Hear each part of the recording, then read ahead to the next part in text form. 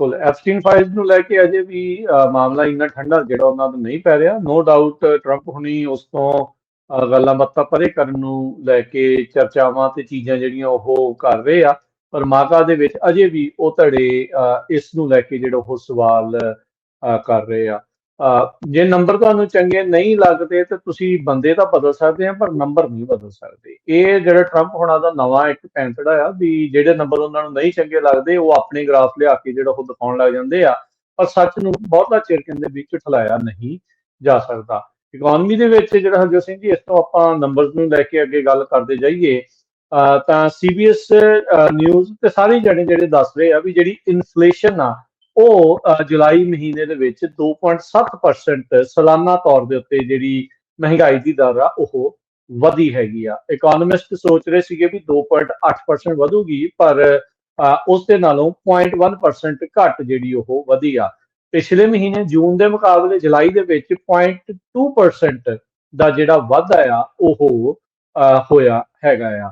ਸੋ fed ਦਾ ਜਿਹੜਾ ਸਾਲਾਨਾ ਦਰ 2% ਤੋਂ ਇਹ ਅਜੇ ਵੀ 0.7% ਵੱਧ ਜਿਹੜੀ ਉਹ ਆਈ ਆ। ਦੂਜੇ ਪਾਸੇ ਆਪਾਂ ਨੂੰ ਇਹ ਪਤਾ ਆ ਵੀ ਟ੍ਰੈਜਰੀ ਸਕੱਤਰ ਤੋਂ ਲੈ ਕੇ ਟਰੰਪ ਹੋਣੀ ਤੇ ਹੋਰ ਸਾਰੇ ਜਾਣੇ ਕਾਫੀ ਜਾਣੇ ਕਹਿ ਸਕਦੇ ਆ ਵੀ ਇੰਟਰਸਟ ਰੇਟ ਘੱਟ ਕਰਨ ਦੀ ਮੰਗ ਲਗਾਤਾਰ ਫੈਡ ਤੋਂ ਕਰ ਰਹੇ ਆ। 1.5% ਤੱਕ ਉਹ ਇੰਟਰਸਟ ਰੇਟ ਘਟਾਉਣ ਦੀ ਗੱਲ ਜਿਹੜੇ ਸਕੱਤਰ ਬੈਸੈਂਟ ਆ ਉਹਨਾਂ ਨੇ ਆਖੀ ਜਿਹੜੀ ਉਹ ਹੈਗੀ ਆ। ਸੋ ਜਰੋਮ ਪਾਵਲ ਹੁਣੀ ਅਗਲੇ ਮਹੀਨੇ ਦੀ ਮੀਟਿੰਗ ਦੇ ਵਿੱਚ ਕੀ ਫੈਸਲਾ ਲੈਣਗੇ, ਜਿਹੜੇ ਫੈਡ ਦੇ ਗਵਰਨਰ ਦਾ ਕੀ ਫੈਸਲਾ ਲੈਣਗੇ, ਉਹ ਜਿਹੜੀ ਆ ਉਹ ਦੇਖਣ ਵਾਲੀ ਗੱਲ ਹੋਊਗੀ। ਸੋ ਜਿਹੜੀ ਕੋਰ ਇਨਫਲੇਸ਼ਨ ਆ, ਕੰਜ਼ਿਊਮਰ ਪ੍ਰਾਈਸ ਇੰਡੈਕਸ ਆ, ਇੱਕ ਵਾਰੀ ਫੇਰ ਉਸ ਦੇ ਵਿੱਚ ਵਾਧਾ ਜਿਹੜਾ ਉਹ ਹੋਇਆ ਹੈਗਾ ਆ।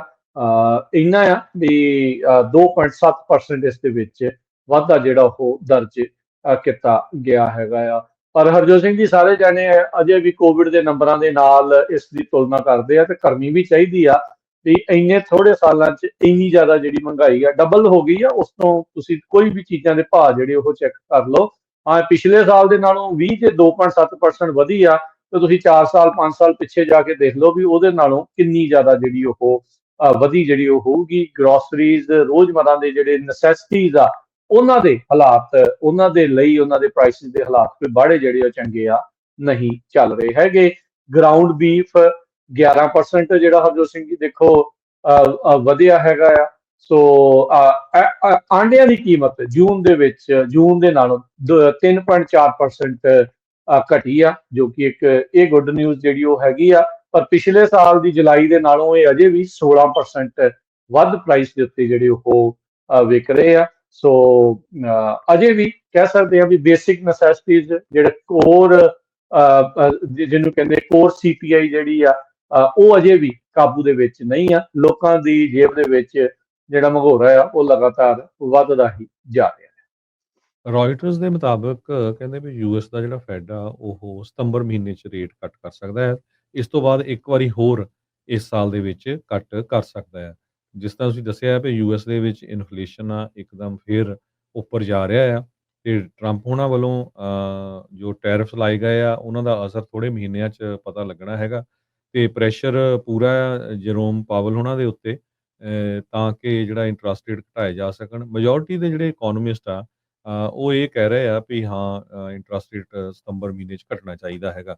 ਅਗਸਤ ਕਹਿੰਦੇ ਟਿਪੀਕਲੀ ਇੱਦਾਂ ਦਾ ਮਹੀਨਾ ਹੁੰਦਾ ਜਿਹਦੇ ਵਿੱਚ ਵੱਡੀ ਜਿਹੜੀ ਫੋਰਕਾਸਟ ਕੀਤੀ ਜਾਂਦੀ ਆ ਵੀ ਕੀ ਚੇਂਜਸ ਆ ਰਹੀਆਂ ਹੈਗੀਆਂ ਆ ਆਉਣ ਵਾਲੇ ਸਮੇਂ ਦੇ ਵਿੱਚ। So next round of inflation ਤੇ ਜੌਬ ਡਾਟਾ ਇਹ ਸਾਰੇ ਦੇ ਉੱਤੇ ਇਹ ਡਿਪੈਂਡ ਕਰਦਾ ਹੈਗਾ ਆ। ਪਰ ਕਿੰਨਾ ਕੁ ਜਿਹੜਾ ਇੰਟਰਸਟ ਰੇਟ ਘਟੂਗਾ ਇਹਦੇ ਬਾਰੇ ਕੋਈ ਪਤਾ ਨਹੀਂ, ਪਰ 61% ਜਿਹੜੇ ਇਕੋਨੋਮਿਸਟ ਆ ਉਹ ਇਹ ਕਹਿ ਰਿਹਾ ਵੀ federal reserve board 25 basis point ਜਿਹੜਾ ਆ ਉਹ ਇੰਟਰਸਟ ਰੇਟ ਸਤੰਬਰ ਮਹੀਨੇ ਦੇ ਵਿੱਚ ਘਟਾ ਸਕਦਾ ਹੈਗਾ ਆ।